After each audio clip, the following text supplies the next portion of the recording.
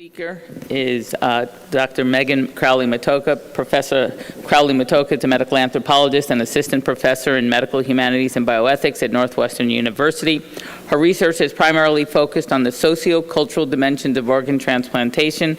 More recently, she's focused on pain management. She will be speaking to us today about, quote, the simultaneous epidemics of chronic pain and prescription drug abuse.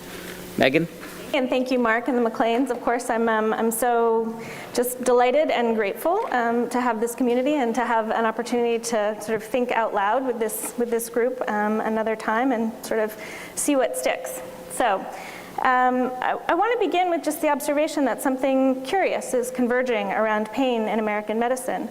Jockeying for public attention and moral positioning are two firmly entrenched constituencies, simultaneously decrying the under and the over treatment of pain with nearly equal fervor. Couched in the compelling language of public health alarm, we thus have concurrent calls to arms about the epidemics of pain and of prescription drug abuse. Thus, in 2011, a report released by, no financial relationships to disclose. I'm an anthropologist, nobody really pays me for anything. Except I get paid to do this work, for which I feel incredibly grateful, but by my institution, not by a pharmaceutical company.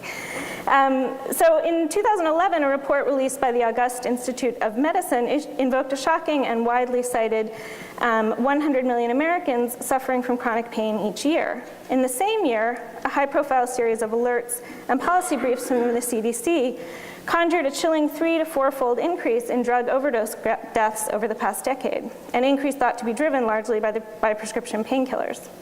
Critically, the epidemic stories thus proffered and picked up and proliferated across both popular media and scholarly literatures are not only concurrent or even just interconnected.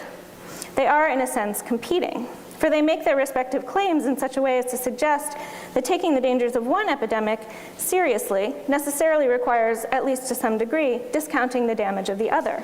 One must, it comes to seem, decide whether you'd rather accept leaving some patients to suffer untreated pain or accept exposing others to the ravages of drug abuse and addiction.